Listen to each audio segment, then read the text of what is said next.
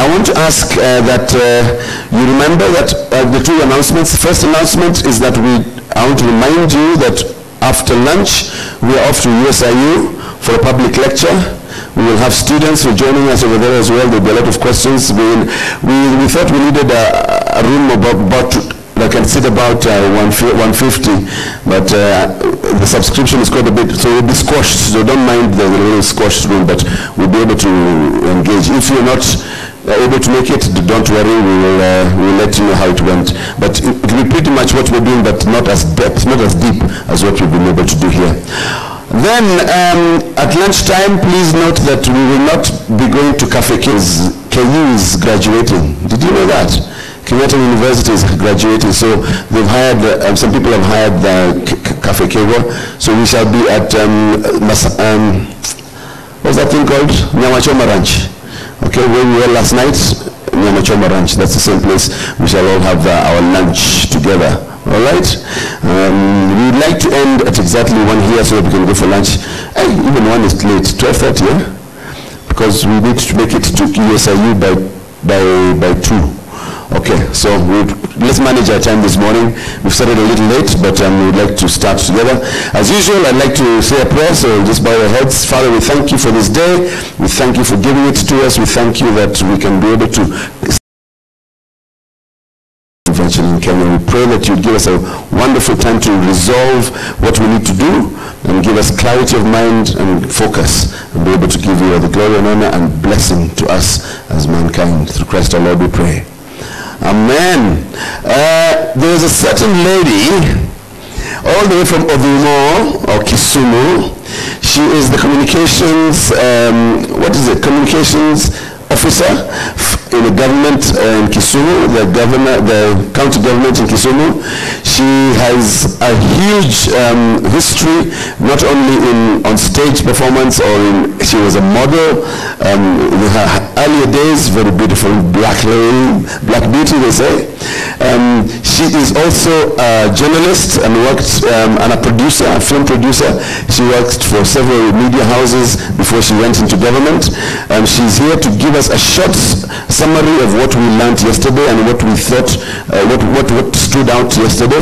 She's going to take only 5 to 10 minutes, and she has got. When I met her first, I knew that she would go places. Her name alone is a brand, Atieno Otieno. Ladies and gentlemen. I met him when I was about 18, 19, when I was modeling. Nah, my mama. All right, good morning, everybody. Well, they say life begins at the end of your comfort zone, so for me, standing here before you is, a test on my nerves, but thank you for getting me off that zone, Moniki, and the committee, and giving me this chance. I'll quickly recap on what we had yesterday. This should have come at the end of the day yesterday, but we had a very long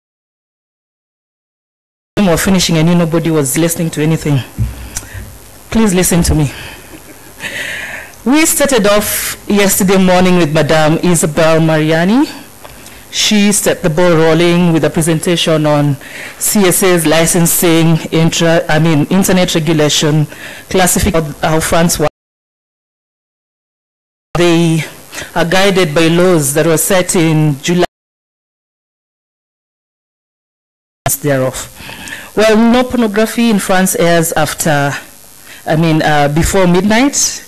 And so if you want to watch pornography, you can only get it on pay TV, and also you have to stay late. So you really must be determined, she said. Like we learned later from Madame Abongile from South Africa during the panel discussion that followed, regulating the internet and globalization still poses a big challenge to many regulatory body. From the panel discussions also, what stood out from one, again, Madame Abongile Mashele from South Africa, is that the multi-stakeholder involvement, e.g. child psychologists, and also the issue that they have an appeals tribunal in case one feels that content is unfairly justified. It's something that is special to South Africa. And distribution. Now, what she made very clear to all of us is that KFCB has moved away from all the ban this, ban that, and now they're more focus is now centered on content that threatens our national security, issues to do with terrorism and the like. Monkey see, monkey do, so says Bongile. So that's the reasoning why most regulatory bodies are really keen on protecting the young ones. This is clear from the Kenyan side, Ugandan side, and also from South Africa and France.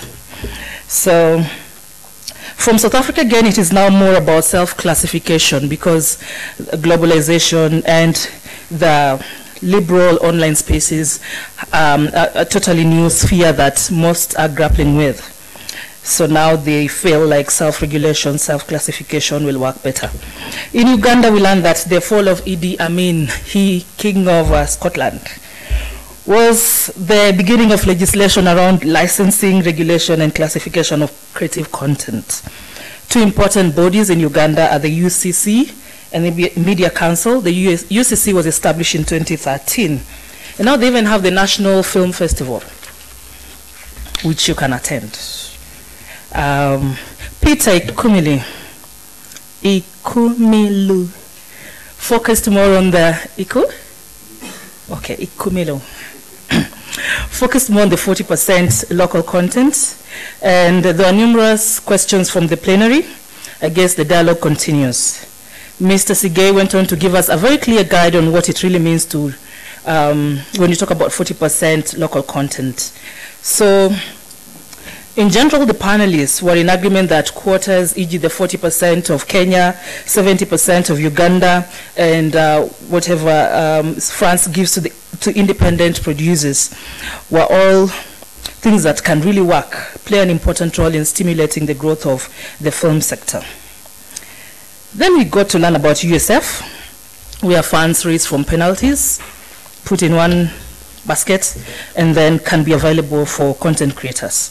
In closing that panel discussion, the chair called on broadcasters to self-regulate, and also did inform us about the media literacy program, whose sole objective is to let us know how to classify content.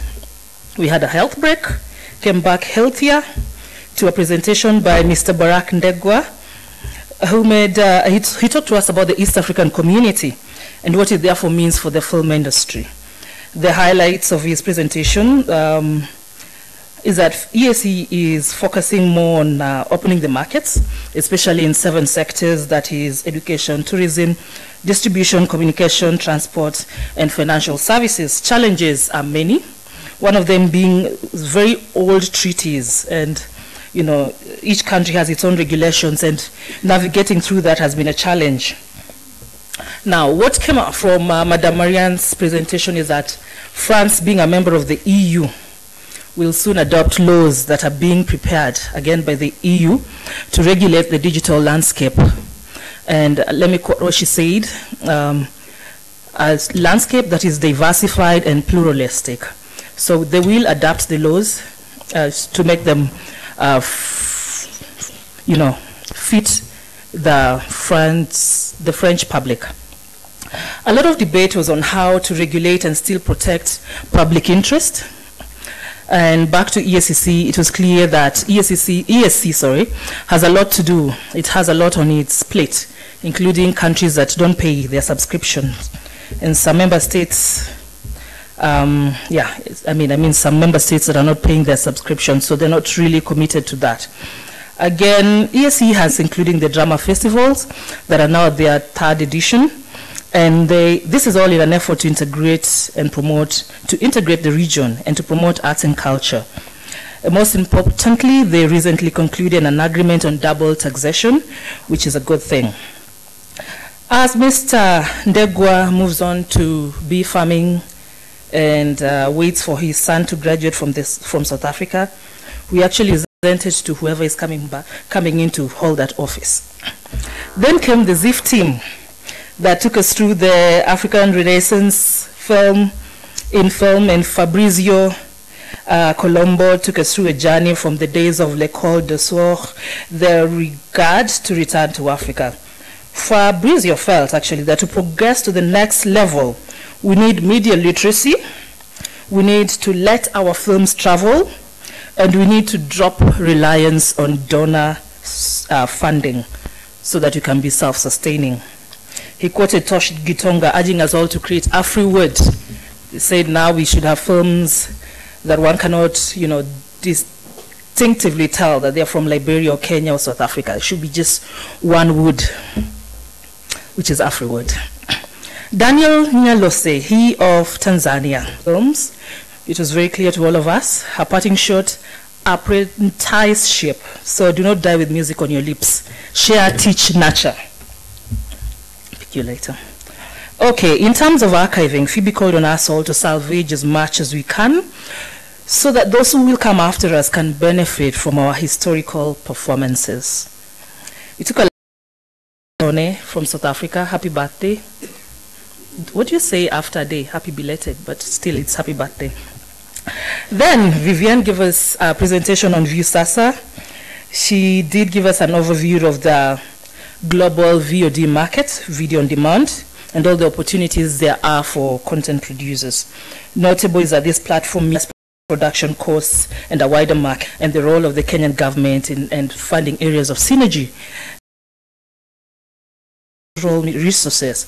Shared with us all the opportunities there are for you to film. The 25,000 plus species of wildlife down there. There are some gains by KFCB, e.g. harmonization of the different functions. Big 10, but if you're over 35, we don't know.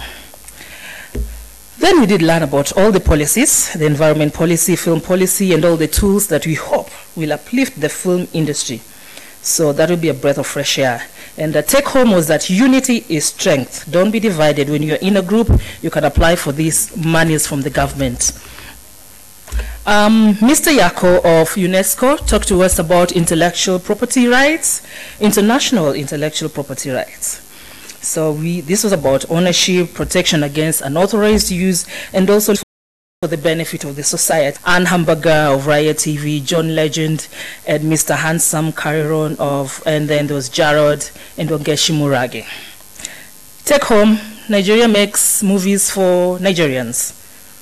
So they're not very keen, first they're not very keen on the quality, then slowly they moved on and then kept pumping money into the business, and now they are sustaining themselves. So the discussion was heroic and productive. That was by Fabrizio Colombo of ZIF, sorry. Then there was another quote from Mr. Daniel Nyalose from Tanzania. He said, "Tanzanians are talented, Kenyans are not." Another on the 40%, that is. I think this was the head of audiovisual something from France. I don't want to name names. Then there was something about regulation. Madame Abongile said,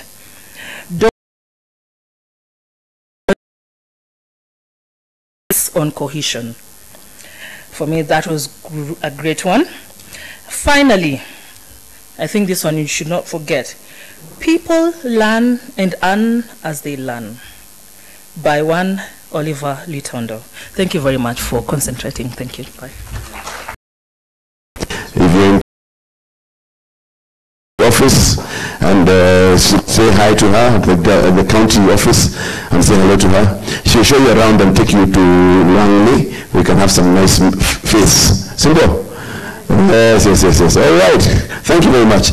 Was that a good encapsulation of yesterday? Yeah, it was very good. I love the quotable quotes as well. Very nice, tweetable tweets. In fact, I have a jokeable joke. What's the difference between a fly and a bird? A bird can fly, but a fly can't bird. It's funny. What is it's funny. I've been shot.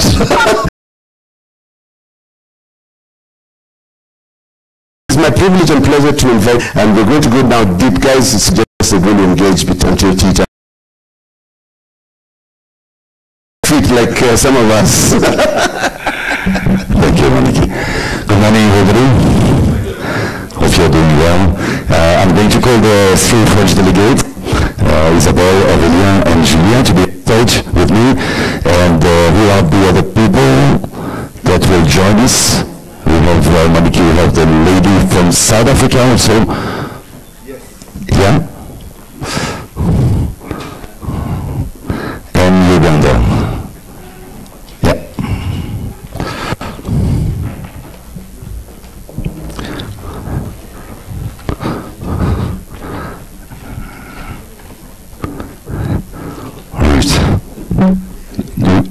Moniki, could you have an extra mic?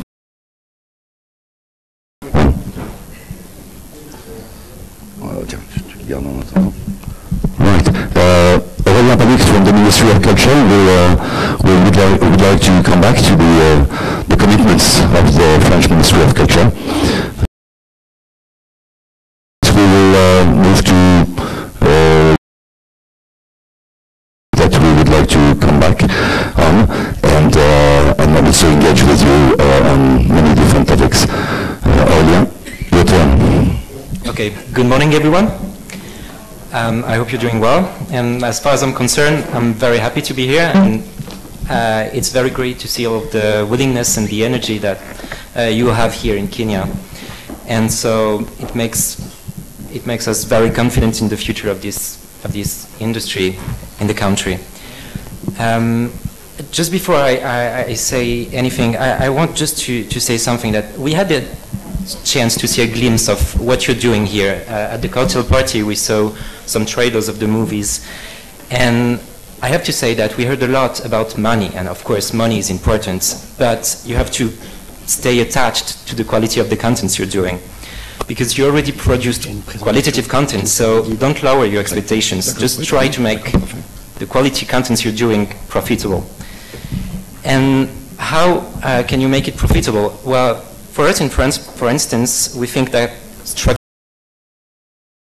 And so the Ministry of Culture is, in a way, trying to help the market to be structured. And I'm going to explain quickly how we do it and why we do it.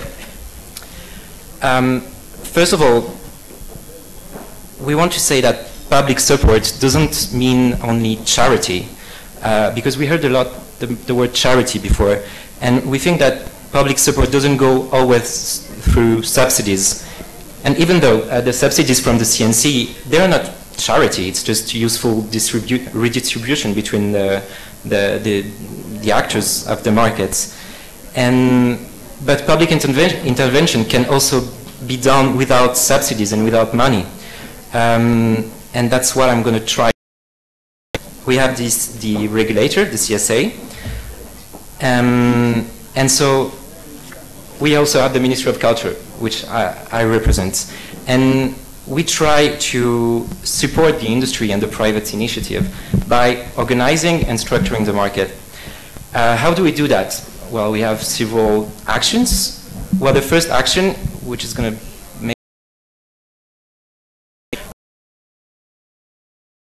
So you're going to think he's crazy. He's telling that he wants to support private, and at the same time he says that they support a public television. In the news market, because I have to precise that public television is funded by public money, but the broadcast, the political powers. So we, as the Ministry of Culture,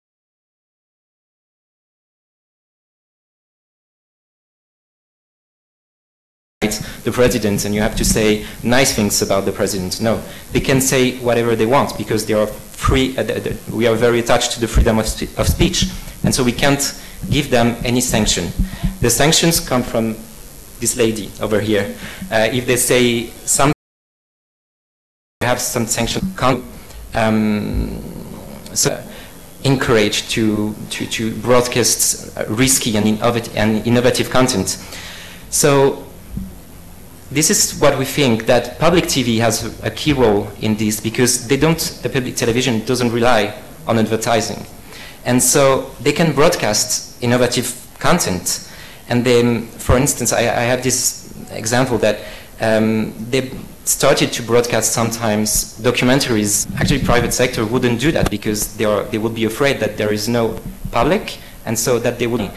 So public TV started to show documentaries at peak hours.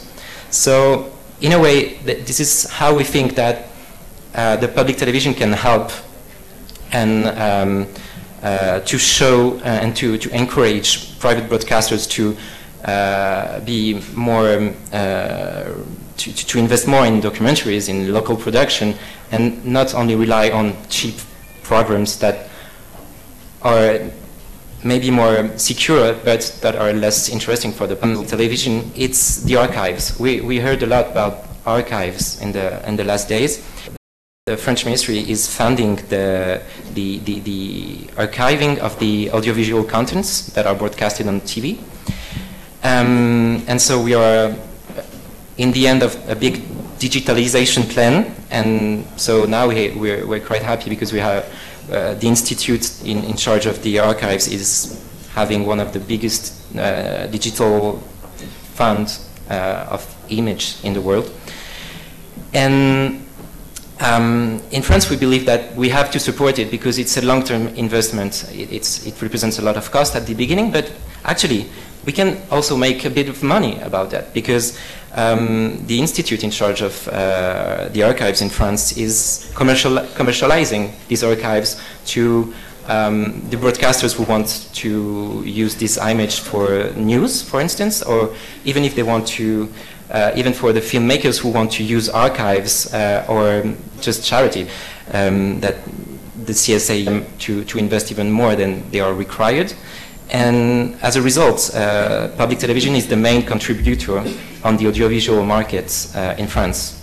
And it's more than 450 million euros invested in the audiovisual market. And they also invest in the cinema.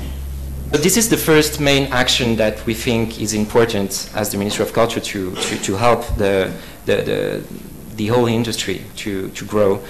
The second action is, actually, it has been also a subject here, is forming people. Historically, we did create public schools for filming, for audiovisual techniques, for animation and cartoon producing. And we still fund these schools, but since the industry became profitable and a lot of people wanted to work in this industry, also, there was a need for more schools, and we decided not to create other public schools, but to encourage private schools. And so we just decided to license qualitative private schools. So now they have some diplomas that are recognized by the state, and so it helps also the industry. And the last point is, as I said before, helping the market to structure. Because sometimes we see a lot of people want to make it work, but they are too concerned about their own situation. So this is how the public intervention is needed. So to make these people gather and find the common interest that is going to make people able to go forward, to go further. So as we talked last time, for instance, we encouraged the definition of minimum wages in the industry for each profession. And so these discussions have been led by the Ministry of Culture and the Ministry of Labor in France. So we gathered all of the unions, and so everyone decided the wages. We also, I told about that last time, but we saw that people wanted to, some private investors wanted to invest in the film industry, even if it's very risky. So we created these SOFICAs, these investment funds. And I'll take a last example. Finally, we saw in the last years that everyone was very suspicious about the revenue distribution in the industry. The writers and the actors suspected really a need for more confidence in the markets and for more transparency. So what did we do? We contacted all of the unions of the writers, And we told them that we had a framework so that everybody was able to see where the money was going. So we organized a meeting, and we found an agreement. We found the first agreement that had to be precised in the forthcoming year. So they had to meet again to find, because it was a general agreement, and then the agreement had to be precised, and we gave them 1 year.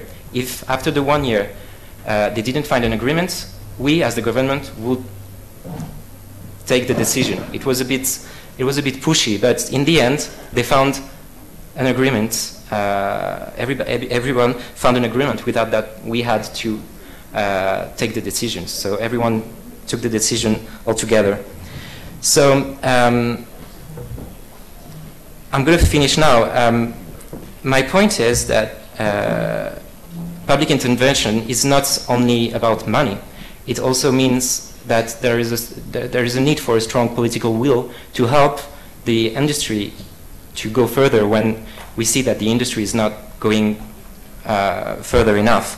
And there is also a political will of this creative industry, because of course this is an industry, of course it has to be profitable, but it is still a creative industry, and it is still an art. So this is why we think that our intervention is important. I think I made my point. So. Thank you very much, Marlon. Thank you.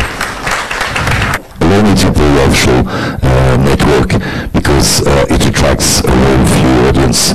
So going to the public obligations, yeah, you will be able to see classical music on the public channels, because they have all the genres, all the and private sector.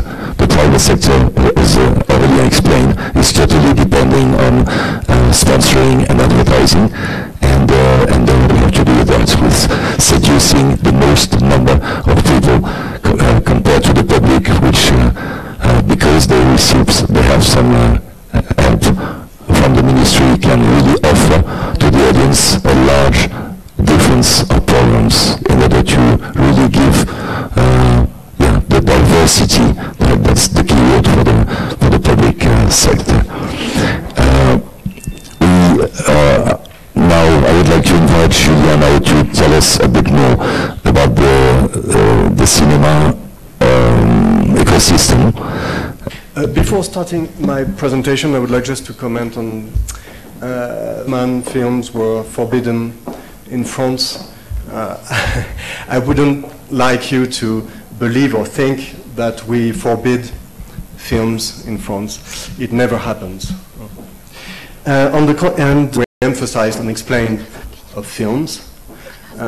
Films are forbidden for kids when they are violent, or when I would like to comment on, and it's just a personal opinion.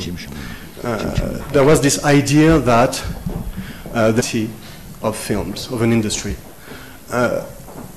I personally believe that it's wrong, because we had this fantasy in Europe that we could create at one point something like a European cinema. And of course there is a concept. There are European films in a way. But a European film is a French film first, or an Italian film, or a Czech film.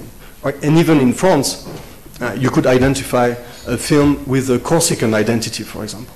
Local heritage that you have, just have that disappear, fantasize about Africa or East Africa. So, but it's just a personal opinion. I think it's stronger to defend, believe what you feel as your real identity. Yeah, people might disagree. I would perfectly understand that. Today, I'd like to talk, if you're all right, I would like to talk about the system of the film industry and also how things can exist altogether. Like historically and to the north, meaning scriptwriter, that's in our system impossible to take away from initiative film, where, for example, you have producers who acquire book rights, for example, convinced that a book should be adapted, for example, and that will hire scriptwriters, hire directors to develop a concept, develop a story. But it's not because the producer hires those people to develop the adaptation of the book that those authors will not remain the owners of the rights. Yes, they become the authors, even though they didn't have the initiative. So for authors, we have a system of grants to support authors while they develop their projects, while they write. So we have put in place a system of grants for scriptwriters. They come to us with a synopsis, a treatment, and we can grant them money like 10,000 euros, for example, for a scriptwriter, so he can take the time necessary to properly write a script. So that's money paid to the scriptwriter. And there are a few other organizations that can also help authors. For example, civil societies, companies that manage rights have system of grants too, where authors can go and apply.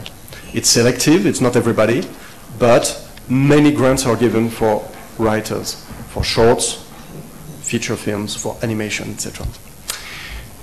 It's very important to give time,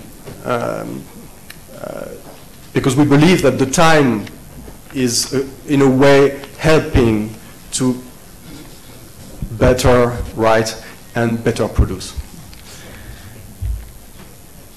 It's very important, that concept of time. And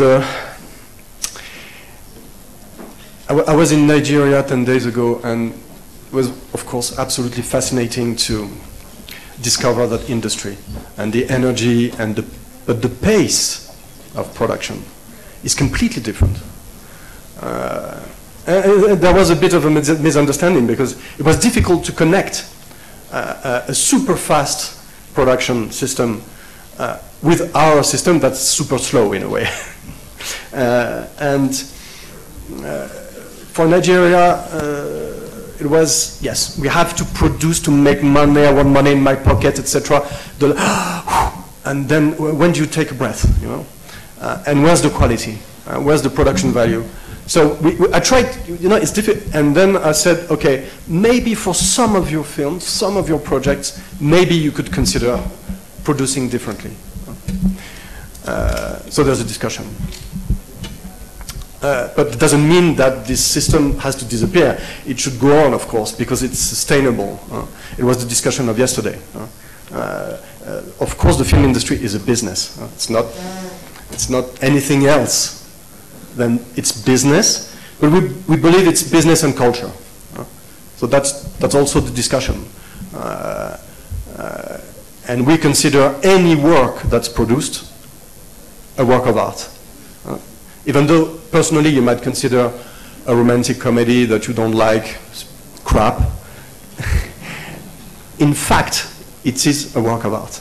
It is undeniable. It was a creation of an author, a group of authors, 200 people working on a set, on post-production, and they made something together. The quality, it's subjective. The producer comes quite early in general in the project, and a feature project in France, it's really a couple in a way, depending on the number of producers, the number of authors, but in most cases it's an author, a producer, and they work together. I don't know how you say binôme in English. Binôme, huh? It's a duo. And it's together that they are bearing the project. At one point, you can't say that it's more the project of the author or more the project of the producer, because they are really together in building and developing. So the producer, when he gets involved, he signs a contract with the author. That's very important. The first contract is a contract between the producer and the scriptwriter. It's the first step of the chain of title. Second step, the contract linking the producer and the director. Very often it's the same person, and the two sessions of rights might be in the same contract. And then there's a contract of the director as a technician when he will shoot the film. That's the chain of title. The producer will take care of the development and apply for grants with the CNC. We have, in fact, a system of loans for the development stage that takes time, is costly. Continuing to write, co-write maybe with co-writers, use the help of script doctors, do scouting, build a budget, hire the cast, etc. This takes time, is costly, we can help. The loans are given, are paid to the producer for the development. It is paid back if the production enters in actual production. You raise money for the film, you make the film, you pay back the development money. If the film is not made for whatever reason, then the money is definitely acquired, definitely granted to the producer.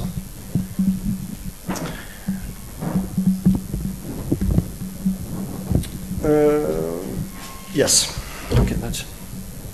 So, maybe you have comments on this first slide? Any question? No? Okay. Don't hesitate to interrupt me, because otherwise it's going to be boring for you and for me. How do you finance a project? You have to understand in this French system, the producer is not like in some places you call a producer the guy with the money. In China, you have credits, producer, so and so, the person who gave $1 million to make the film. No, in France, the producer is a guy who's a manager of a project. The manager of a project. He doesn't put his own money, and generally, most of independent producers actually do not have money to put in a production. And in fact, I would strongly advise a producer not to put his own money in the production. It's the wisest manner to produce is not to take the personal risk for a producer. The producer is someone who's going to be a manager of an artistic project with the director, so they co-develop in a way, they work together on the development of the script. The producer is also a person who's going to take care of course, of the actual production of the film, and very often an executive producer is a line producer at the same time, even though there is production, director de production. Head of production or production manager, it depends who you call him. So the producer hires a head of production, of course. And the producer also takes care of raising the money and go fetch the money to all the partners, all the future possible partners of the film. So he is the guy who has to convince the financial partners. Generally, the director stay outside that process of raising the money. Sometimes directors who feel as they are producers as well help the producer. Most of the time the producer is on his own, and it's sometimes better, depending on the people that you have to convince. But today, for example, with us, when for a CNC grant today, for selective money, avance sur recette, advance on receipts, today we ask the director and the producer to come together and pitch their project during 10, 15 minutes in front of the committee. It's new. For many years we didn't do that. Only the committee was discussing the projects, and today there's an audition. I think it's a very good thing. So the soft money, the concept of soft money is money given in exchange of nothing. The soft money is a free money in a way. There's no counterpart, no requirement. Except for, so I put tax credit and tax rebate in the soft money because it's money that's granted, but the idea of tax credit is that you spend money locally. So in a way, there's a counterpart. You get tax credit at the condition that you hire French people, that you shoot on the French territory, etc., that you rent a camera in a French company, etc. You can rent outside, then you don't generate money with the tax credit. CNC grants and loans today are not submitted to any kind of local spend. Avance sur recette, you make a French film today, you want to raise the avance sur recette, you can raise up to, let's say, 700,000 euros, 700,000 euros without an obligation to spend locally. So it's really very soft, as TV money as well. Local governments, on the contrary, will help you at the condition that you show their landscapes, their heritage, their castles, their villages. So there is a counterpart in general. And sometimes local governments also support local producers. So there are cases, for example, in the east of France, there are producers in Alsace that are supported because they work in Alsace. And the local government doesn't require the shooting to take place in the region. But it's an exception. And there is European money as well. Maybe you heard of that fund, Eurimage. It's a very interesting example, Eurimage, of a federation of states that's within the Council of Europe. Today there are 37 members. Each one of those countries, member of Eurimage, contribute to the fund in proportion to their wealth, to their production, etc. It's a fund with today 25 million euros to support European co-productions.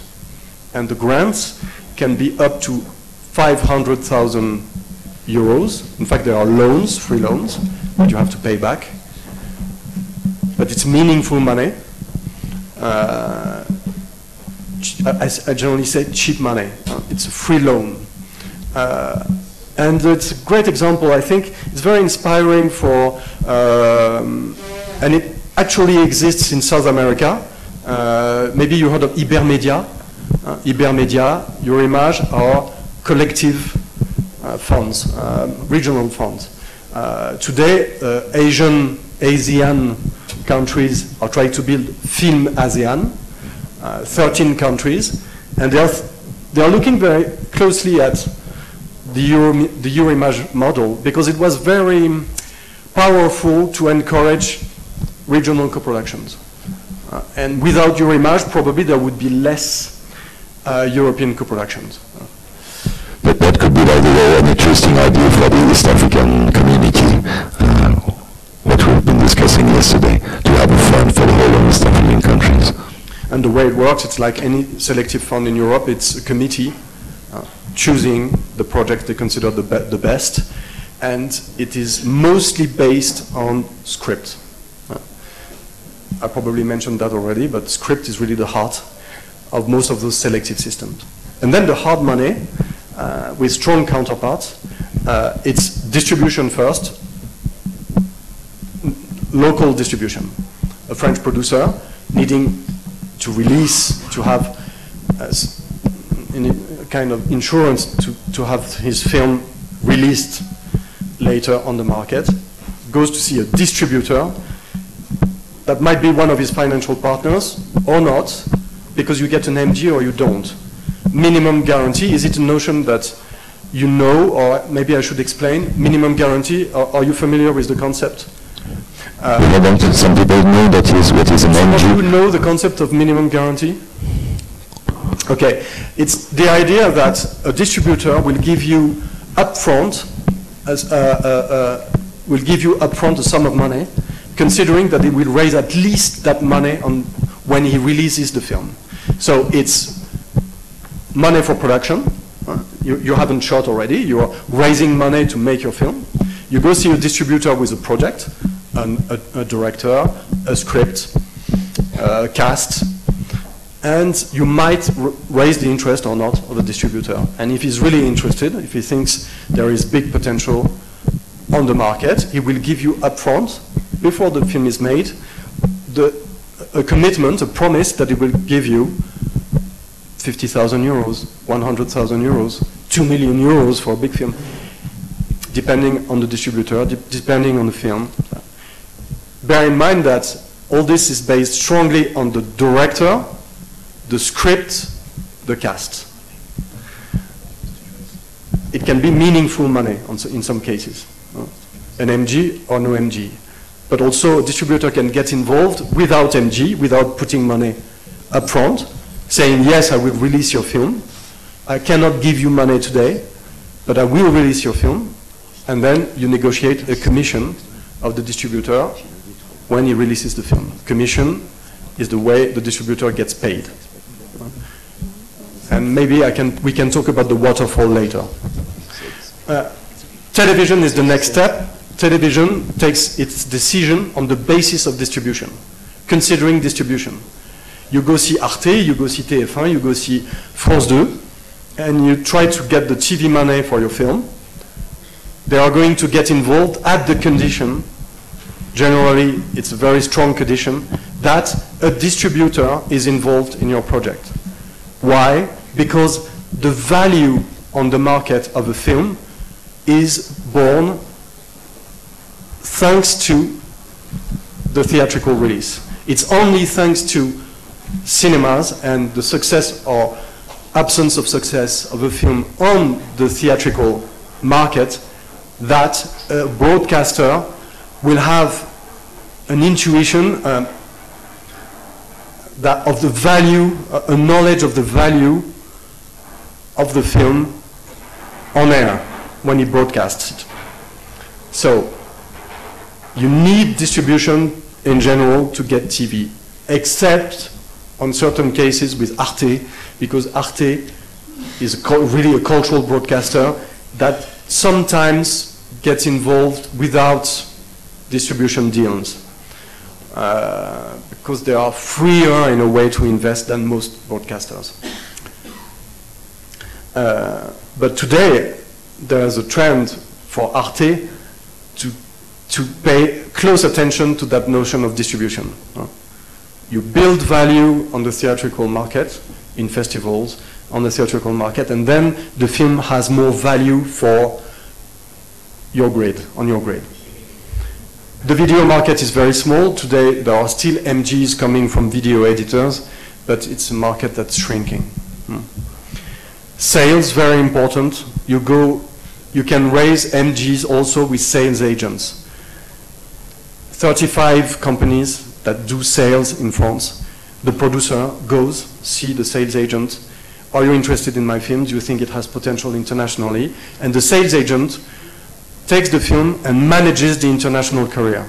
Will define the process, what festival first, what festival next, how we market the film internationally, what international title, what kind of money we put in P&As, what commission, etc., and maybe an MG. For big international films, MGs coming from sales can be quite important. On a film like Jean-Jacques Hano, The Wolf Totem, which is the successful co-production between France and China, the only successful co-production between France and China, because the film was successful in both countries. Wild Bunch, the sales agent, put a quite important MG on the production of the film. I think it was 2 million euros. So it makes a difference. On a 20 million budget film, when you have a 2 million MG coming from sales, it helps. It's not money paid up front, because then, as I explained, it goes through banks. It's contracts that are nanti, I don't know how to explain, but cash flowed by banks. Then you go to see Soficas, the tax shelters I explained. Sofica, private companies benefiting from tax incentive. And in the end, if money is still lacking, you can maybe think of international co-production. If it's not something that you built for script reasons, you might build an international co-production because the money is lacking. And later on, if money is still lacking, go see gap financiers,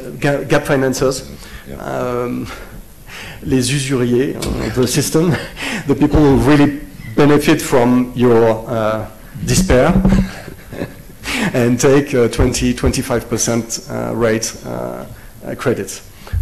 So should avoid them. Okay. Do you have questions?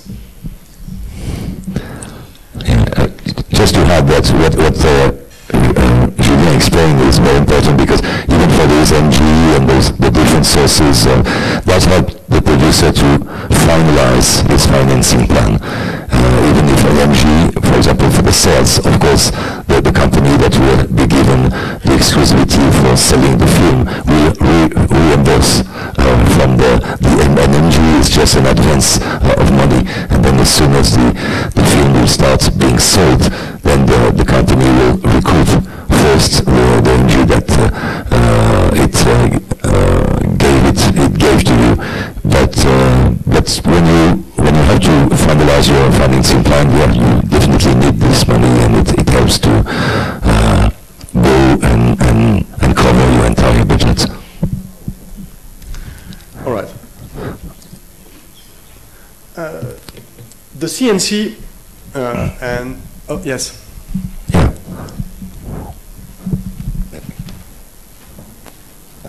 Well, the mic is coming from behind.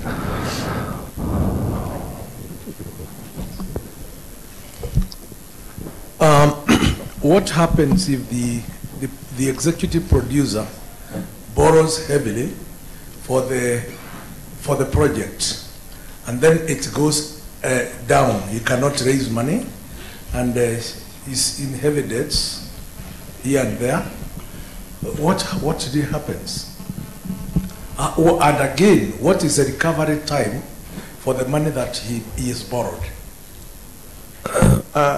Should we explain? Normally the producer doesn't put his own money in a film. Avoid that as much as you can. You have the right to sell your SUV, your house, your jewels, if you want. I wouldn't do that. Yeah, but if the film is not a success, how all this money does it been that came from MG, etc.? You have to be careful. It's probably, I don't know if it's the most risky, but it's one of those very risky businesses producing. So the idea that of the pre-financing system, the French system, the European system of pre-financing, is help the producer shrink his risk and bring it to zero. The whole concept is risk reduction. The bankers know that. So yes, please. Yeah. I was just wondering, after the film is made and well, the producer then has gotten maybe free money and whatever, how do you now share the proceeds, or is it up to what you agree with whoever you're working with, or how does that work? Do you mean how do you share the revenue? Yes. Okay. Yeah. So okay. So the first market for a feature film is the theatrical release. So the distributor is the company that will take care of making copies, talking to theaters to convince them to take the film, making the promotion of the film and spend money in P&As and posters and advertisement, etc., and then bring the film to theaters. It's the prerogative of a professional distributor. Sometimes in France, producers are also distributors. In most cases, they are not, because they are very different jobs. But then, as the distributor takes his own risk on the release, spending money for copies, for VPF, virtual print fee, because for each copy he has to pay a sum of money to theaters to finance their digital equipment. So he has to pay for the promotion, posters, advertisements, take care of the relation with the press, because it's always good to have good press on a film. The distributor will be the first to get money from the theater. So when you pay, let's say, a €6 ticket to the theater, the CNC will take a tax. VAT will be paid to the government. And then there will remain maybe, let's say, €5 in the theater. The theater will keep €2.5 and pay €2.5 to the distributor. And the distributor will first pay his work, a commission, 30% commission on money he gets. After paying his commission, he will repay all the money that he put forward for P&As, an MG. He will recoup that first. And then, if there's money left, he will pay that money to the producer. And the producer, of course, has his own waterfall, because he has all his debts with technicians, actors that he didn't pay fully, etc. But the money on the waterfall, the producer arrives quite late. But the idea, is this process. All right? Okay, so the idea of the CNC involvement is twofold. We put money in the industry to build a sustainable industry, and for that, the idea is the idea of the automatic support that I explained. And we also put money to encourage diversity, have young authors make films, have quality, ambitious films made that the market wouldn't be able to carry because distributors might not be interested in a very demanding project that a priori is not fit for the market. So the CNC is also here to help those authors that want to bring cinema to uplift the cinema art in a way. So quality and diversity, and that's also why we put money in the distribution of foreign films, Kenyan films, Korean films.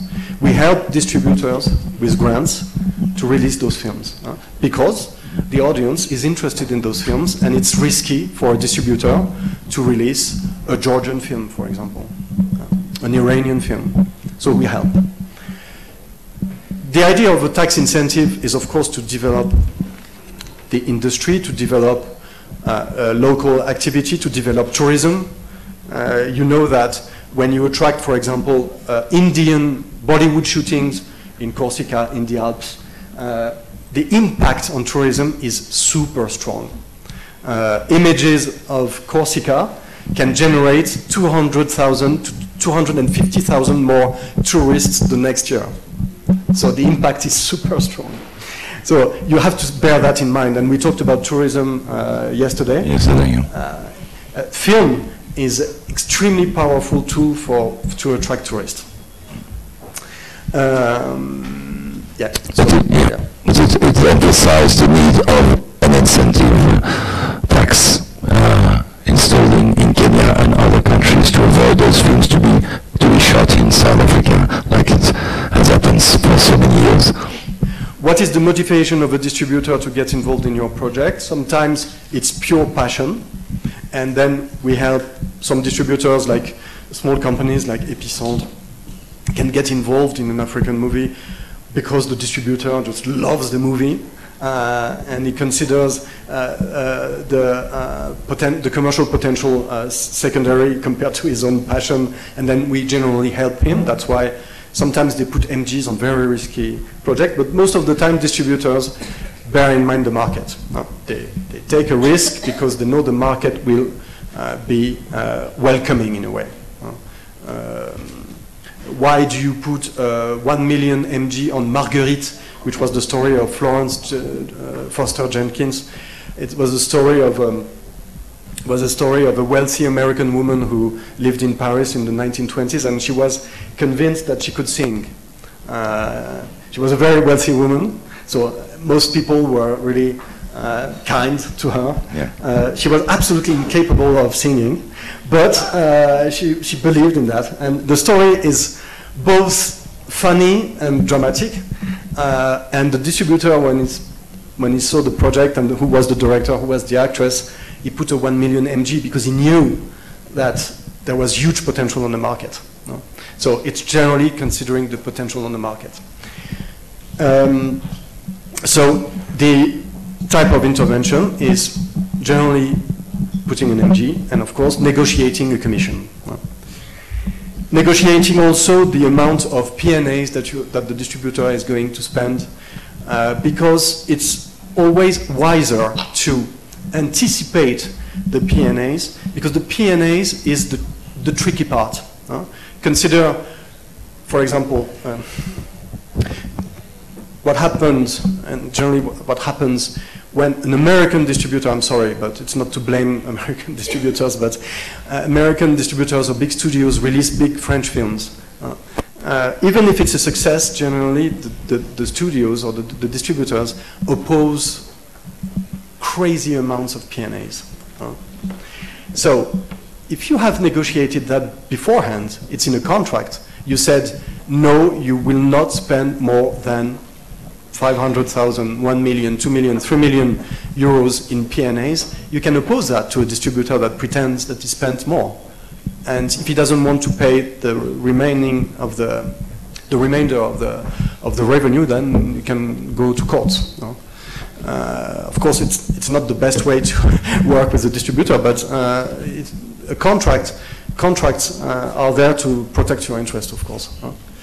A broadcaster, what's the interest of a broadcaster? Of course, it's audience, considering theatrical distribution, as I said. In the case of Arte, a cultural broadcaster, considering mostly the quality of a project, but for most TVs, it's audience. Please note that there is a time to be followed between the release in theaters and the broadcasting television. Explain.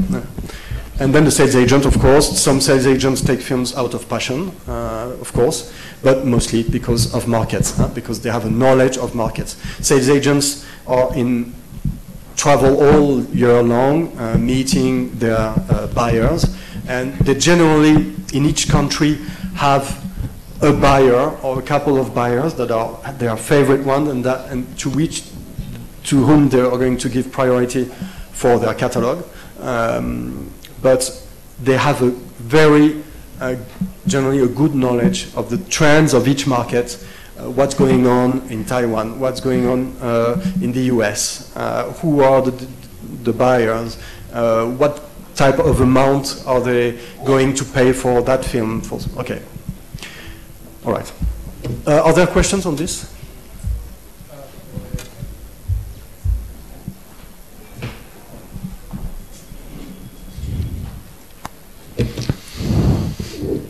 Thank you. John Hughes Legend, Area 50 Productions. Question pertaining to, I think, a couple of slides ago, or the previous slide. When it comes to financiers, now with the proliferation of digital media, and financing, again, is problematic when it comes to going through the proper channels, the regular channels, the banks and the institutions that are already in place. Question directly to you, Julien. What's being done to bring venture capitalists into the fold, to actually approach them to finance? Because right now, VCs, as we call them, predominantly focus on digital media, i.e. app development, platforms such as social media platforms, communications apps. So what's being done, if anything, to bring VCs into the fold of financing digital media, i.e. film or movies? We don't have specific, we have tools in France for very wealthy people, but I don't know if they are still in place for people who pay impôt sur la fortune, taxes on fortune. But I'm not sure if it's still in place, but in fact we are in a system that today still doesn't need too much that type of money. So I would say the Sofica today is the tool for people who have money, but it's more addressed to individuals more than companies. Today what you have, I mean, really the pure private money that you raise, sometimes you have product placement in films, but really people who are just investors, pure investors, I'm not very much aware of that market, but today there are very few companies that are outside the system, that are in real estate, for example, or in banking, in financing, that will get involved in film because they know the data, they know it's a risky business. What bankers have been trying to build in the past years is mathematical models with, I've met those financiers that built a model with 200 parameters, and they told me that they were evaluating each one of the inputs with a number, saying that actor is worth between 1 and 8 is worth 7, and you know, mathematical model, and then it produces a kind of a grade of a level for the film, and then it's a decision helping tool to. Okay, so it's financing by numbers. And I don't really believe in that. I don't think it really actually works, because it is absolutely impossible to objectify to predict the success of the film. Only people who are actual professionals who know deeply the market can properly evaluate a potential success. What might happen is a company like Wild Bunch, that's a big sales agent and distributor, on the basis of their activity for the past 15 years, let's say, yes, go try and raise money on the markets. Today it's a company that lost so much money that they are incapable of recapitalizing their company, because it's such a risky business. It's also why we regulate so much and bring so much public money. It's because the risk is so big. So it's quite difficult to bring in. What you have is, but not so much in France. It happens in France, but very rarely. It happens mostly in China. You have very wealthy people who made a lot of money in real estate, for example, and that want their film. They pay for a film, and because they believe they are going to be on the red carpet in Cannes. And sometimes it works, you know. I know a producer in Singapore, Anthony Chen, the guy who directed Ilo Ilo. Maybe you've seen Ilo Ilo, that got a Camera d'Or in Cannes a few years ago. Anthony Chen is a producer in Singapore, and I talk to him, and he tells me that he produces young directors. And I tell him, Anthony, how do you raise your money? And he tells me, oh, it's very easy. I go to Beijing and ask for money, and the guys that cut checks. But it happens in China, but maybe in the US, I don't know, but it's not the system in France. It cannot work like this. Okay. Thank you for that question. More questions, maybe? On this? Maybe we could have a few words from the lady from South Africa about this, the way it works, and if you could compare that to what is the system for producing films in South Africa. I would say that there are some elements from what you've said, but just high level in terms of the key elements of an economic ecosystem for the film market. When I analyze and I look at what we have done in South Africa and what other people have done in other jurisdictions, there's key elements that you have to look at and you have to dissect separately. One of those is policy and legislative certainty, because that creates a certain environment within which the industry will thrive. One of those would be identifying the film market or the film industry as an economic driver more than just an artistic and creative sector for the country.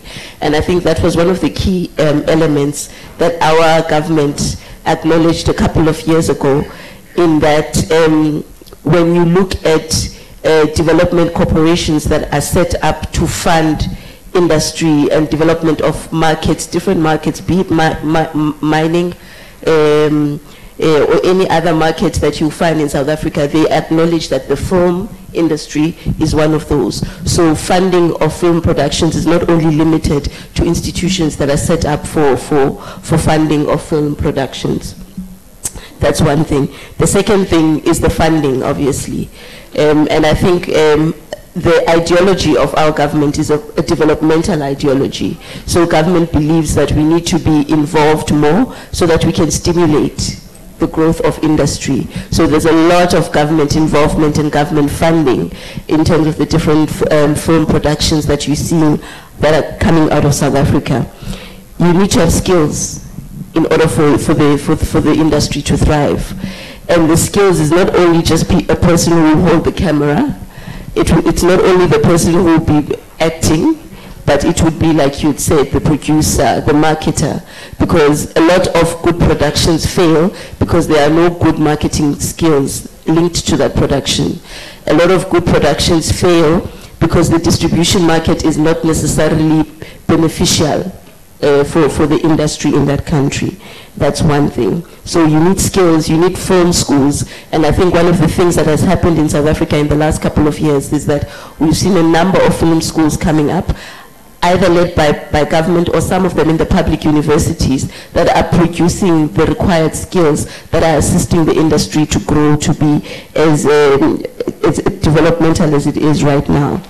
The distribution is a key issue, and it's a challenge for our market in South Africa because in cinema, our local productions are competing with Hollywood productions. So distribution is a big thing that we also need to focus on in South Africa. Right now, a lot of the distribution is happening on our broadcasting channels as opposed to cinema. The DVD market is shrinking because of a lot of things, because of this shift to online. It's also shrinking because of piracy, which is a big issue that we need to acknowledge on our continent. And entry into the online market is expensive for South Africans. Data costs are exorbitant in South Africa.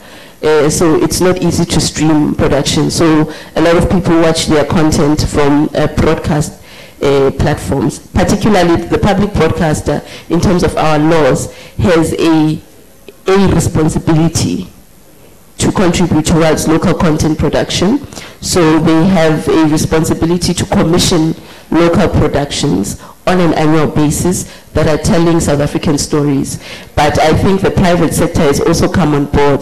MultiChoice, for instance, is about 2 dedicated channels that are showing local productions, not just South Africa, broadly across the African continent, particularly Nollywood, I think, is big in South Africa right now. And lastly, the audiences. We must not lose the audiences as we create what we think is the best production in the world. I know in South Africa at some point there was a fixation with showing the story of apartheid, but it did not have a market share in the South African audience, because I think the people who've lived it, we know it, we're still experiencing remnants of it, but there are other elements and other facets of us as South Africans that we would like to be told. And I think since we've started seeing a lot more movies that are telling an ordinary love story, you are starting to see more South Africans going to the cinema, demanding local productions, and there are institutions that are set up to actually work on audience development, to make sure that we draw many people to our cinemas to start watching and appreciating local productions.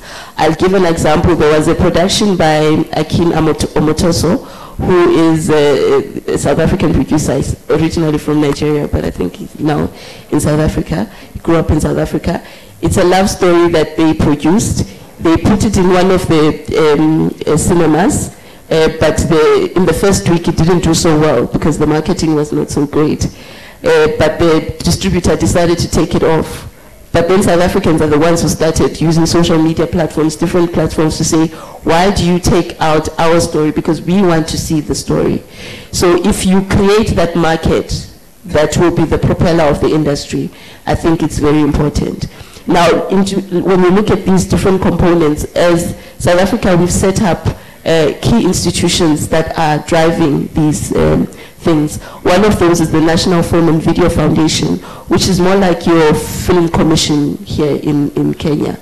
NFVF, it provides grants, loans, or any other types of funding for producers or producers of different types of content for the South African market. They have different quotas. They have quotas for film students, where they say this year our funding, 20% of it will be allocated to students, 20% will be allocated to women, 40% will be allocated. So they've got those different stratas, which I think it helps to stimulate creations in the different sectors within the industry, because we are not all the same. We all have different stories to tell. So I think it helps in that way. They also assist filmmakers with production skills, so they don't only just fund. They train on production, on marketing of content, and the whole ecosystem, because they understand that sometimes it's not just about the creativity, but it's about knowing how to handle the business of film. So they do all of that, and there are other funding institutions that work in that. But I think in South Africa right now, the cry is for more private intervention, for more private investment, and I think it has started coming in. If you look at the investment in the studios that have been built in Cape Town, because it's a public-private partnership that's been built, and it has attracted a lot of filmmakers from other countries in the region to come. I know it's not looked at as a good thing here, but for us, we are benefiting for now. And we're working in stimulating it in those aspects. Right, thank you. No, soon there will be Mashawood, so people will probably stay in Kenya when there will be those facilities available here in Kenya. Yeah, please, have your words as well. Yeah. I'd like to just make a comment. The last comment that you just made, I think that I was going to ask a question: who drives, like the establishment of training schools for actors and for producers and so on and so forth? Who drives? Is it the government? Is it the private sector? Is it the players in the industry? And then coming to your last comment, we in Kenya are beginning to support you, because the government here is not doing what we have been asking them for a long time, so that our films don't come to South Africa. You are creating an enabling environment to attract producers to come there. And that, I think, is one of the driving forces for the need to establish like training schools for the players in the industry. So I think we can borrow a leaf from your chapter as here, because the tendency in a lot of African countries is the political necessity. We establish this because we want some votes from that area. We establish a school in a certain area because we want some votes when the elections come about. It's not the necessity to establish those facilities for posterity, for our government, for our country, for our people, but for a certain group of people who want to benefit from those kind of things. I think it's definitely a tripod. It's government, it's industry, and the private sector. And I think for our government to get to where it has gotten to, there was significant lobbying by industry to say, acknowledge that this is an economic driver. And I think once our government started changing its approach to the film and the arts and seeing it as an economic driver for our country, it changed and it shifted a whole range of things in terms of how they looked at it, because now it was not only to just appease, but it was to create an industry where there's foreign investment, because we get a lot of international filmmakers beyond the African continent who come to South Africa to shoot productions purely because it's cheaper for them to come.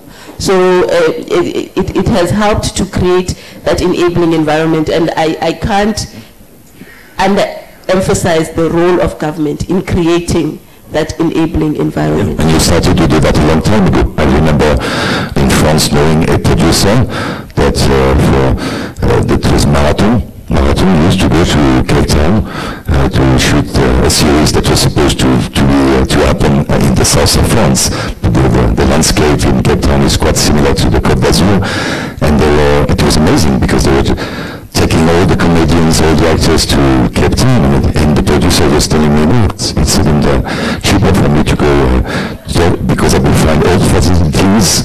You have many facilities, company for any good equipment, good technicians. Yeah, very important point. So, give us your feeling what we said. Okay, thank you. Uganda, we are in the process of building the institutional policy and legal framework for the distribution, exhibition, and production of films.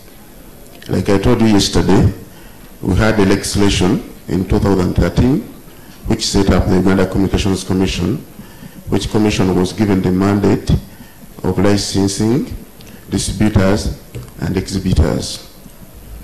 And upon that, we hired consultants from Nigeria who made for us a very good framework for the distribution and exhibition of films. Nigeria, because Nigeria now being a one-eyed man among us, the blind, they gave us a very good blueprint, and the challenge, as I said, it will be the implementation. The situation in Uganda, as far as exhibition is concerned, is horrible, because there's a lot of piracy and there's a lot of makeshift exhibition premises. Someone wakes up, gets timber, puts up a makeshift hall, gets a DVD, and he starts exhibiting the pirated, and you can find about 2,000 of those structures across the country. Like it was said yesterday, as long as a film, even if it is a Hollywood film, you will find it on the streets of Kampala. So you have but we have started, and we have started actually with the support of the Uganda Communications Commission. I think, like I told you, we have started with organizing the film festivals, and we normally do training. We invite different partners, and we organize training workshops. We organize talk shows, and also we make awards. And normally people who excel are sponsored to either attend the international film festivals and so forth and so forth. Continue talking about piracy. A film like The Queen of Catway, I was in Kampala when the film was released. Was the film pirated? Most likely. Yeah. It was shot in South Africa, if I'm correct. Most likely you can, when you go to the dark corners of Kampala and you ask for it, I'm sure you'll get it. Yes. Yes, I think that's all I can say about the film. All right, thank you very much. Joyce, would you like to say a few words? Habari za saizi. In Tanzania, we do produce an average of 1,400 films per year, and around 169 documentaries which are done by foreign filmmakers. The industry is mostly conducted by private sector. The government we do support, but our main task is to put in place a favorable policies and legal frames. Currently we are working on our policy. It is at the final stages. Also, we have established stakeholders, institutions and associations under the Tanzania Film Federation. We have 10 professional associations, cinematographies, editors and so forth. And as a country, we have started structuring the market. Our distribution method commonly, the common one is DVD, but now we have started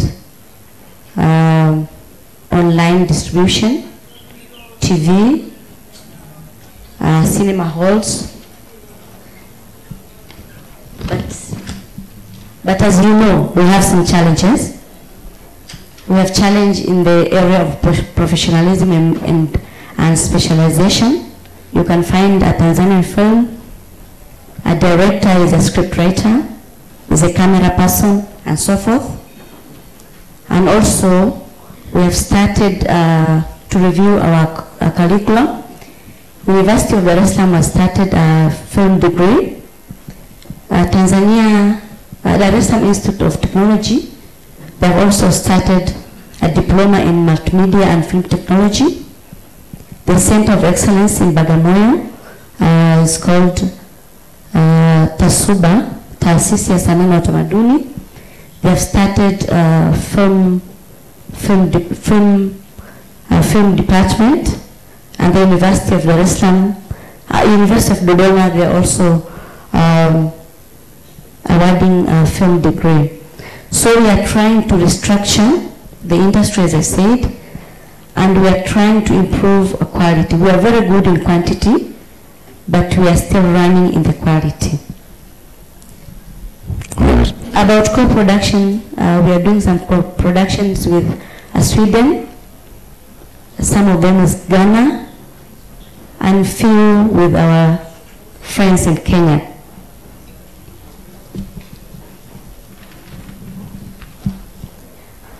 Personally, I'm impressed with French mode, and maybe we'll find a time and learn more. And we think because we are now reviewing our policies and laws, we may end up maybe picking few things from our colleague. We are also working closely with Tanzania Regulatory Authority. Our TV stations, private and public, they are supposed to air 60% of local content, and actually we are trying. We have a very strong political will, and we believe we will move. That is what I have for you. Thank you very much, Joyce. Yeah, what I will probably underline from what our panelists have said and what also Julian said is that there is really a need to really separate, I would say, the different work, the producer, the director, the scriptwriter. As you said, those are really specific jobs, and from what I've heard and from what I know from Kenya, this tendency of being at the same time a producer, a director, a scriptwriter, I think that it's not the right way of doing. Also, as Julien said, distribution companies, distributors, this is, we cannot be a producer and distribute. Those are also different jobs, the same as the person the company who will handle the sales. I think this is for me one of the key aspects of structuring the role of the cinema industry by developing those type of different dedicated companies. Julien? Maybe I'll just finish the presentation. Don't remember where we were.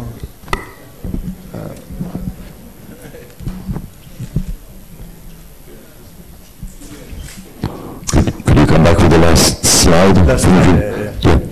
Okay. We talked about broadcaster sales agents. Yes, concerning sales agents, and I think it's interesting maybe to have a conversation on, because as I said, it was difficult to have that conversation with the Nigerian producers that I met.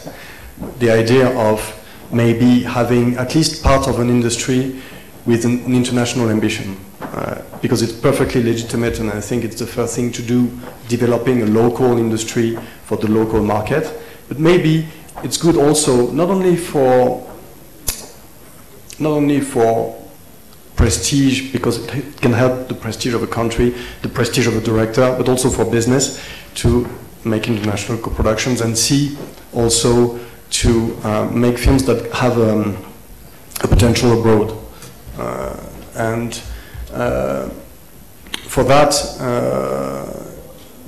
I believe strongly in international co-production. And that's why we support also a lot of international co-productions.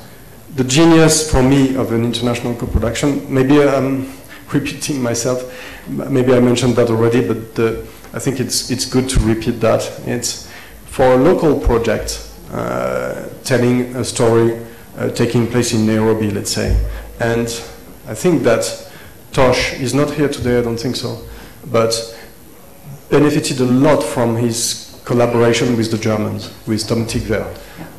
When Tom came here with One Fine Day and Ginger, she's not here this morning. The eye of a foreign producer on a local story can help a lot. It's not to betray, change, transform, tell another story. It's telling your story, but with the input of a foreign audience, of a foreign producer, who's capable of seeing what will make it global, what will make it universal. Because what you don't see when you develop a project locally, and I've seen that on a few occasions in South Africa, for example, beautiful films, beautifully produced in Durban, at the Durban Film Festival, you see those films. It's absolutely mastered in terms of production value, great image, great music, great costumes, great story, but it happened for me as a French audience, French public, viewer, not to understand the story. And it's a shame. Why? Because, for example, there was a story of the story taking place in a region of South Africa, and all the story was structured around a local myth, a local legend. But at no point in the story, in the storytelling, was the legend explained, told. So you didn't have the keys. And only people who lived there could understand. It's a shame. Because the same film, with those few elements that could make the film understandable abroad, could have made a huge success in festivals. And it remained in South Africa. So that's what I call the genius of co-production. It's co-developing, talking to a foreign producer, having him read your script, collaborating on the story. Have a feedback on those elements that are esoteric and transform them into something universal. Most stories, I would say all stories, most local stories are universal. When you see Asghar Farhadi's The Separation, it's perfectly universal story. Sorry, I repeat myself, I mentioned that film already, but it's such a great example for me of a super local film, absolutely universal. 1 million tickets sold in France for that film. Okay, do I have another slide? Yes, the window release system. For a film meant for cinema, the first release is in cinemas. The first showing is in cinemas. It's where you build the marketing, where you build the value, the commercial value of a film. The distributor takes care of the promotion, of the copies, and the programming is a deal between distributors and exhibitors. They have a 4-month exclusivity. During that time, no other company can show the film. Of course, there's an issue with piracy, of course. So, at least during that time, generally, laboratories, distributors, they take good care of the film. Piracy is difficult. Unless, of course, you have a guy with a camera in a theater filming that. But then you have a copy that's worth nothing, even on the internet. And besides, in France, having a camera in a theater of a guy filming a screen, it's quite difficult to organize. Even though I guess there are very small cameras that you can hide, I guess. I don't know. Then the next step is video. The video market, VOD market. They have 6 months exclusivity. During that window, only VOD platforms and physical video editors will have commercial opportunities to sell. Yeah, what Julien is explaining now is very important. We call that the chronology of media chronology. It's the whole argumentation of what is going to be the life of a film through the different media. Why did we put that in place, this window release system? It's to protect investors, of course. Because if you don't have an insurance that during a specific time you will be the only company benefiting from the showing of the work, you have no interest in investing. So the window release system is a closed window system meant for the investors to take a risk on the finance plan before production. After video, pay TV.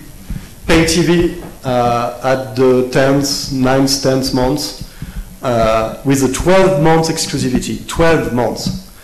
And that's why Canal+, Orange, OCS put so much money in film, because they have this big window only for them. After that, co-producing free televisions have 8 months. After those co-producer of free TVs, the non-co-producer of free TVs that have 6 months. And only then, at the 34th month, you have SVOD platforms. Okay, you can see that the interest for Netflix or for big SVOD platforms to invest in film today being so late in the process, today the interest is very weak. So that's one of the issues that we have to address today in negotiating a new window release system, is probably to shrink it and bring SVOD platforms at the table. Because of course, when on your platform you see a film that was released 3 years ago, the value of the film on the platform is quite low. And today you cannot put a lot of money when you are 3 years after the release. So it's, but today we don't have a new system yet. It's difficult to negotiate. Okay, so that's it, and I hope you have questions. Sorry, I would like to say that it was said yesterday. I was surprised to hear someone from the government say that, because it's generally the industry that has to think about that. But as he was both in the government and the industry, he could talk as an industry person, but he was addressing the government, so it was quite weird. I didn't understand. But for the industry, it's absolutely crucial to gather and lobby as a group. In France, we have many groups because it's a big industry. So we have the producers of small films, the producers of big films, etc., etc. But of course, if you are a group, it's stronger. You can fight with more power if in a discussion with the government to have them put in place policies. Individuals can do nothing, because of course, a government, we use the divergent views of producers to say, oh, you're asking me this, but the other guy asked for another thing. So what do you want? And then you can wait a long time. So the discussion should first take place in the industry. You identify a common position and you promote it. That's the best way to do. Yeah, we have in France some producers union like USPA and others that have done a lot, not only to address the government, but to address the broadcasters also. There was a time that broadcasters were really asking too much. Like, for example, they were not only putting broadcasting rights money, but they were also putting some co-production parts. And this is thanks to union to really have changed that. Now really most of the broadcasters are really pushed to put money for broadcasting rights only and leave the whole of the production to the producers and don't take some part of it. And then there are lots of issues to address, like educating kids, but it's another subject. Right. Let's open to with the public now. Let me give you the mic, Oliver. I don't know if you, in your presentation, it's the final day today, but I haven't heard a lot about actors in Kenya, for instance, going to take part in films that are produced in South Africa. I know it is a situation between the actor and his or her agent, but there is that impression in our area here that we seem not to want to share the talent that we may have in acting in Kenya, for instance, being hired to go to act in movies that are produced in South Africa and vice versa. We want to be selfish in that area to cater for our own talent instead of cross-border sort of sharing of talents. I don't know how, if you can comment on that. There was a time, there was a time, many people are nostalgic of the time when there was a lot of co-productions between France and Italy. It was a great time of co-productions where Marcello Mastroianni or great actors from Italy would come play in French films, and French actors would go play in Italian films, like Michel Serrault and many actors. And they were, I think that on the shoot they were speaking French, and then afterwards they were dubbed in Italian. And it's aesthetics that we don't have anymore today. You know, what we have, for example, is Italian actors today coming because they speak French, shoot in French films. Generally, they speak French in the films. They might speak Italian, but then respect the Italian language in the film, like Fabrizio Rongione or many great Italian actors that we have in France, who live. Some of them live in France. And we have a lot of Belgian actors, great Belgian actors that the French audience loves, that play in French films. We have German actors playing in French films sometimes. I think it's a great thing. But it's really a matter of project. It makes sense depending on the characters. Of course, if you have an Italian character, to hire an Italian actor. Having a Belgian actor play French character is easy, because Belgian actors have learned to erase their Belgian accent. So sometimes it makes sense. It can bring really something really great to a film. With talent, with yeah. Using the notoriety of an actor, of course, is very good, and it's also what co-production should lead to. Co-production means, okay, every country involved in the co-production has to get a benefit, so it could be through acting, through dividing the different steps of the post-production could be done here, production there. That allows me to comment on international co-production. The type of co-production that we try to foster is not a co-production that takes place in front of the camera. It might be actors, but most of the co-production that we'd like to foster is a cooperation behind the camera. Be a partner of a Kenyan picture, bring some French money, and have a French DOP, a French sound engineer, French post-prod, not to betray. So please, if you want to bring projects to France, to French producers, don't try to put French elements in the story to please them. It's not the idea, okay? But on the contrary, be ready to work with French people. Accept that maybe you will not work with your usual DOP.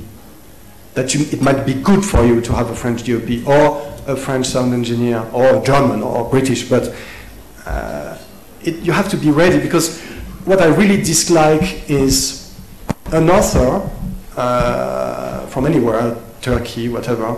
I want to work with I want the French money, but I want to work with my crew. So why are we going to help you? You want the money, but you don't want to work with us. What does that mean? You know? In fact, we still do that. For example, Paolo Sorrentino, Of course, you're not going to say to Paolo Sorrentino, hey man, we give you money, you take our DOP. No. It's Paolo Sorrentino, okay? So yes, Pathé will give €1 million, €2 million to Paolo Sorrentino because we know that the film would be great, would be in Cannes, would maybe have a Palme d'Or, okay. But on most films, with directors that don't have that power, like Haneke, come on, we work together. We share, we put money together, but we also put talent together. Yeah.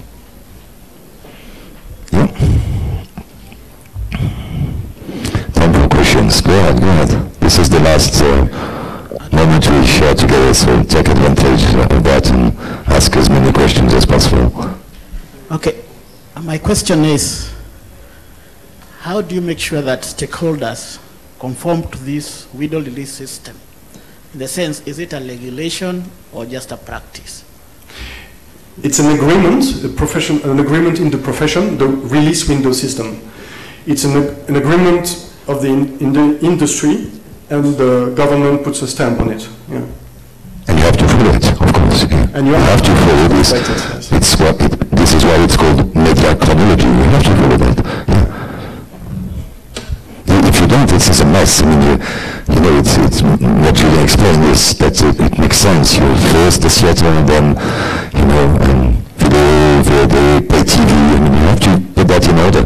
We have our different incomes, but they have to come in the right time. Except that now, yes, the platform is, as Julia explained, is a little bit, they are so powerful that now they know themselves some productions and that get them right away. So what happens is that Netflix, of course, makes their own content that they put only online on their service, and they are not interested in theatrical release. Yeah, exactly. Mike? I have the mic, so yes. I'll go on. Go ahead. My name is Eris Hajira. I work for a company called Zoom In TV, and I would like to explain a bit of how it works so that I ask my question. So we work with journalists all over the world to produce the content, online content, and we publish the content to multiple channels and publishers. And so my question is, do you support only individuals who are producing the local content, or also international companies that are producing content with the locals? Because that's how we work.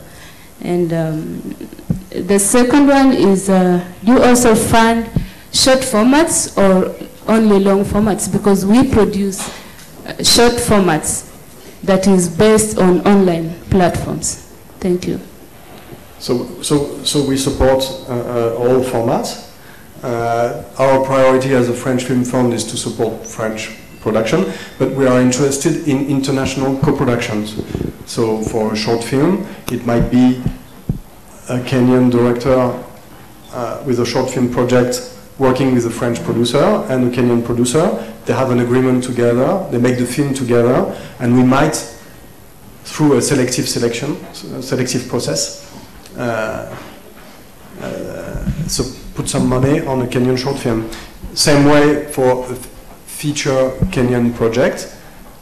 Kanuri Wayu came to us through a French producer with her project, Jambula Tree, the title, and she was supported by us. Feature project, co-produced with France, and she got some money. She got €140,000. But it has to go through a production agreement, of course. The CNC is not going to support a pure 100% Kenyan film if there is no partner in France. But the idea is really that those co-productions are really for, let's say, ambitious artistic projects, not industrial content. Yeah. Next. Good morning. Good morning. My name is Annette. I run Mother and Child TV. I'm thinking about posterity. Please comment on the plans that you have to tap the youth who are in schools acting. In Kenya here, we have drama festivals, and I think we need to have a plan to tap that and bring them, maybe take them to schools. What's your comment on that? Are you talking about kids that study acting? School-going children. Here, we have, children in school. And we have drama festivals for the schools. I'm just thinking about posterity. How do we, bring them, introduce them, so that we carry on the future into the, bring them into the film industry? What we do today is with kids. We have education program for kids to educate them about film. So for 2 million and 2.5 million kids today in France, very young, grammar school, high school, we have 3 different programs. It's professors that take kids to cinemas. It's an agreement between the professor, the cinema, local governments, the CNC. We provide documentation for the professors to talk about films with kids, and we have a catalog of films. And kids see films in real cinematic conditions. Dark room, quiet, 1 hour and a half. You respect the work, you respect the others, and then there's discussion. Seeing films that you wouldn't see normally as a child, not a Disney animation, but maybe Senegalese animation or a heritage film of a Chaplin. And then the professor has a discussion. And there are workshops also. We have kids make films themselves. So that educating kids so that when they are grown-ups, they are a real educated audience. And that's absolutely crucial for the future of the theater market, of course, for the future of cinema. Yeah, you build the education. Concerning students, bringing young people to study film, so we have schools. We subsidize 2 schools, La Fémis, which is the prestigious, very selective school with people who will become directors, producers, scriptwriters, theater owners. They are trained during 4 years and they have a diploma. We support another school in Lyon, La Cinéfacture, same type of training. And the Ministry of Education has a school called École Louis Lumière for technical curriculums like becoming a sound engineer, a DOP. And then there are a bunch of private schools also, and they don't have problems to get students because as film is still very popular in France, many young people want to study in that field. And of course, not all of them will have a great career, but I think they get a good training. Giving an education with cinema is one thing. Now, as you were referring to actors, now how to build a career, and that will be the whole story. It has to do with talent, it has to do with being called to get a main role in a film. That has to do with how they perform in acting. Film producers spend time in live theater stages to identify talent. They go to theater. And I do have something to say pertaining to what he has said. I do come from the background of theater as well as film. I have trained film for the last 20 years, and I happen again to be a member of the Kenya National Drama Festival as a talent developer from Nairobi, and of course having various chapters all over the country. My experience as a film trainer is that most of the strengths that we do nurture from the early childhood development program coming on to the universities do of course end up in film training. Kenya's Mass Communication began a film training department way back in 1976, and we have trained various film producers, directors, and also sound technologists. it's very important to get to know that with the new curriculum that the Ministry of Education has developed, we are able now and then to nurture this talent from the very early developmental program. When they move on to the senior secondary program, they now begin to take on film and theatre. So in what you have said about how do we then develop this talent that we do have in Kenya schools and colleges drama festival, even in the music festival, most of the students have ended up in various academia in film. Kenya's mass communication has quite a number of students. More than half of them have been in talent development from high school. If you go to KU, I happen again to be a member of KU, I also realize that those who come to do film in any capacity, in any category of film training, have been members of the Kenya National Drama Festival. So we do have quite some hope that indeed, as we move on with the new curriculum, we would wish them to nurture this talent, that those who have been acting, some of them have ended up going to do architecture, going to do medicine, but then we want them to give them platform where they can be able to nurture this talent from high school, then moving to develop their career in film training. So we do have some hope, and it's going on quite well. Yeah, I think what you're saying has to do with giving them a platform, giving them a slot where they can show their work. The French Embassy has supported recently the East Africa Student Film Festival that was made at the Star University. I think that's something like 10 universities joined their forces together to run this student film festival, and I could see some very good stuff myself coming from those students. Now what will be good is to convince the broadcasters here in Kenya to open some slots. I mean, we have in France, RT Canal Plus, they have opened some slots for short, because those students, they don't go for middle duration feature or long duration feature. They start with short films. So the best way for them to express and show their talents will be to have some,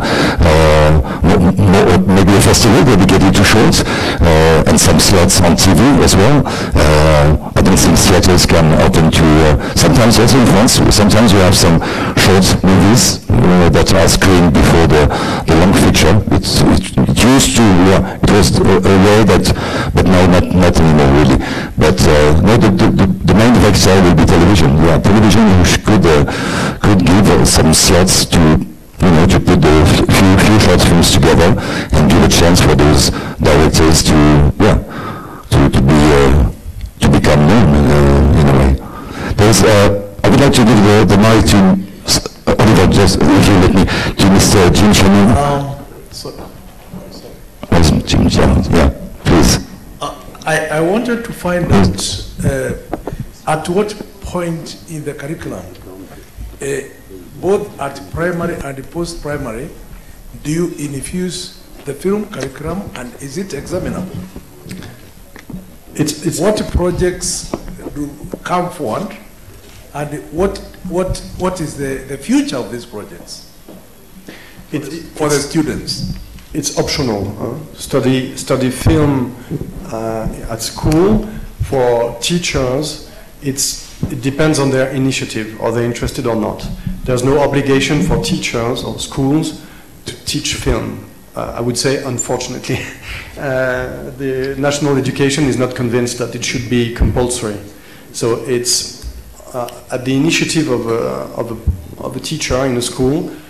Generally, they are interested, passionate about film, and they get involved on personal time, in fact.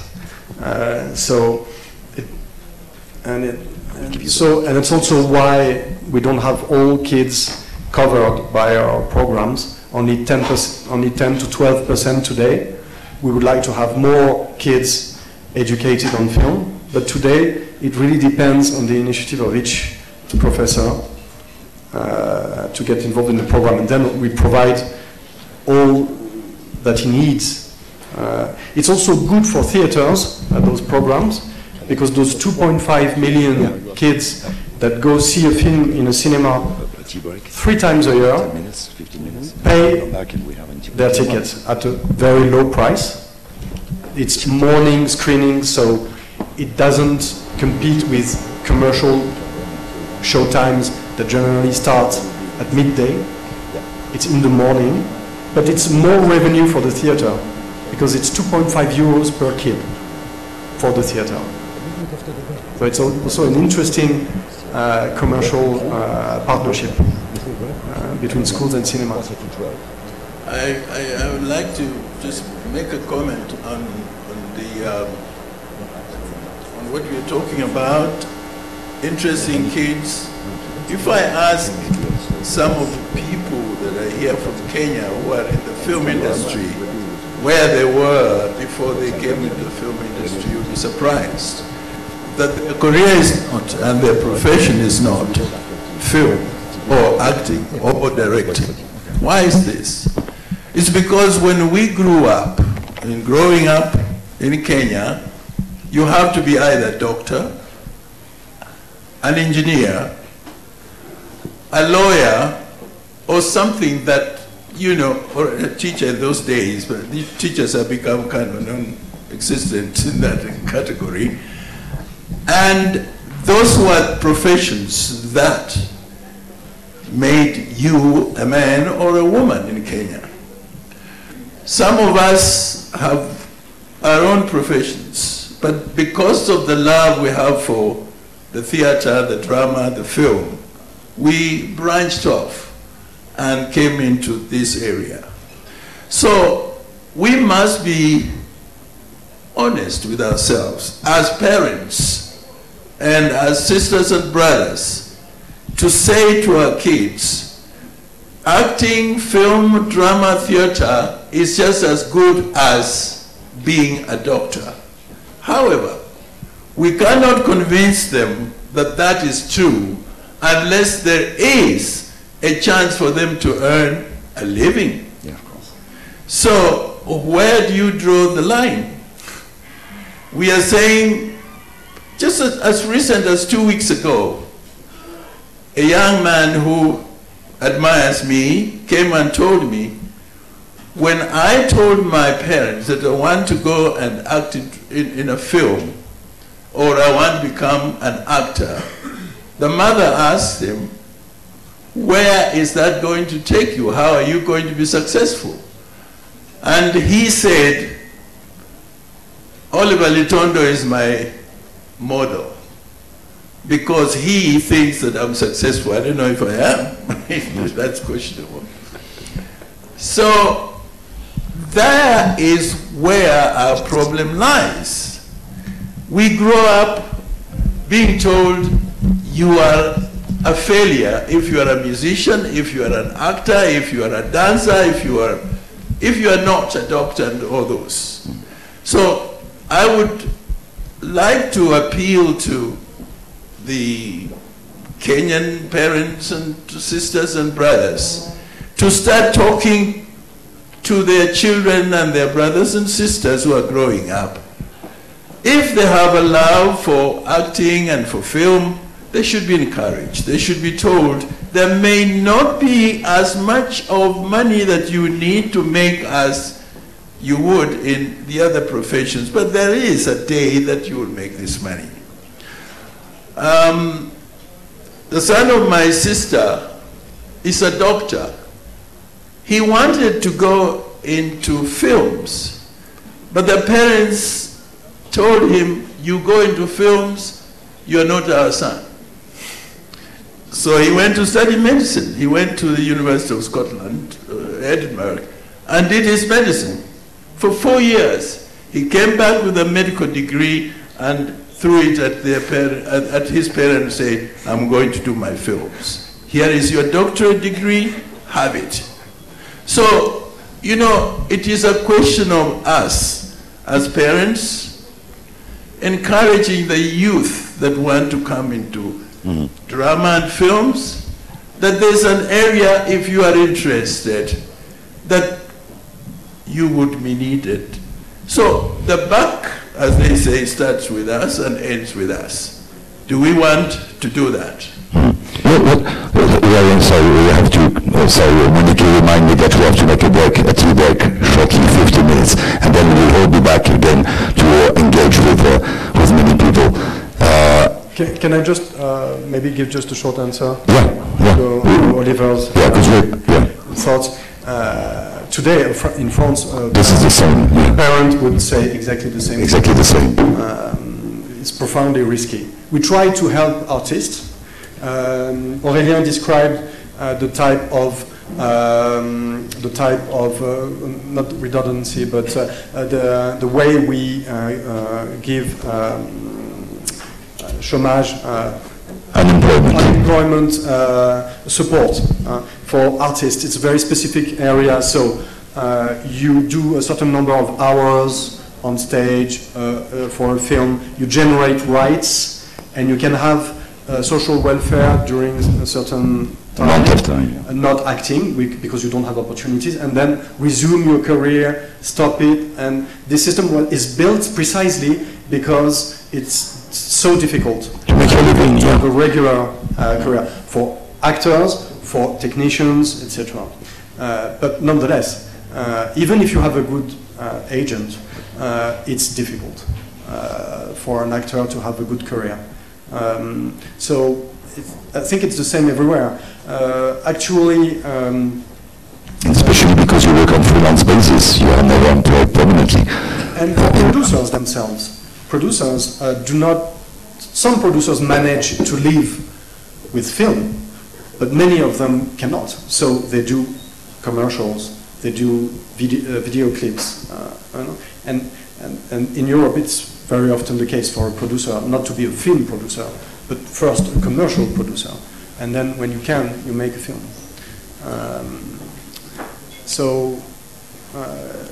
It's not an easy... Okay, I propose that we break quickly.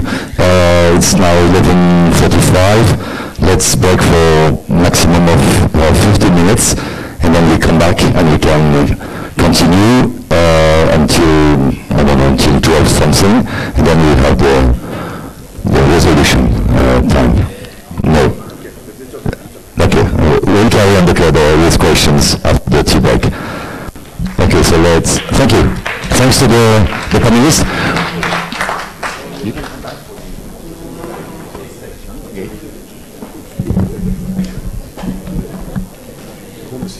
Oui, c'est bien. Oui, on va continuer comme ça.